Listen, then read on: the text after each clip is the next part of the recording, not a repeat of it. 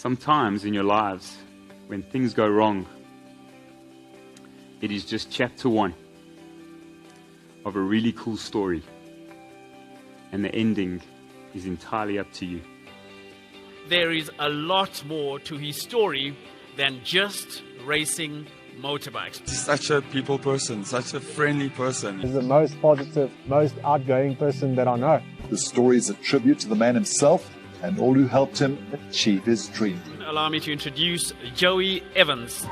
Joey Evans! Joey Evans. Joey loved the challenge of off-road racing and started moving up the ranks. But a decade ago, in an event in Heidelberg, his life changed in a split second. Well, Joey Evans broke his back in a regional event. His T8 and T9 vertebra broken, his spinal cord crushed. Joey was paralyzed from the chest down. It seemed his motorsport days were over.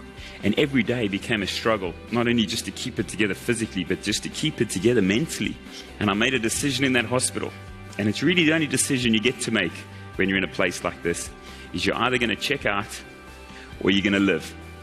But I'd get up the next day and we'd go again, little bit by little bit. And along with that, I thought about my goal to race the Dakar Rally. One day when I do that race, that'll be me beating this injury. There's so much more to the Dakar Rally. It's about the spirit of the event, the human endeavour, and going and doing something which is seemingly unachievable. And here we've got this living guy, Joey, and he's gone and done it and got paralysed, and he's turned himself around and he's getting back on his bike and he's going to go and race again. And so on the 2nd of January 2017, I stood on the start line of the Dakar Rally in Asunción, Paraguay. With an hour or two sleep a night, he endured up to 22 hours on the bike day after day, until stage 11 when disaster struck.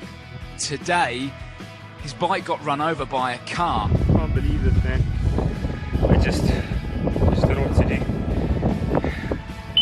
do. Once again, it was just so difficult to face this hand we'd been dealt. It just felt so wrong and so unfair. But as Joey likes to say, you didn't come this far to only come this far. So what happened? Was there divine intervention? I think there was. And I've just come across a bike right here. Freaking insane. But it shows you don't quit, ever. And I just rode the rest of that day without seeing another bike or another quad that whole day. And it started getting dark and I'm still riding. 12, 1 o'clock, 2 o'clock in the morning, I'm still riding. And then I rode that same bike another 750 kilometers the next day to cross the finish line in Buenos Aires, Argentina. But that's not the finish. The finish was coming home.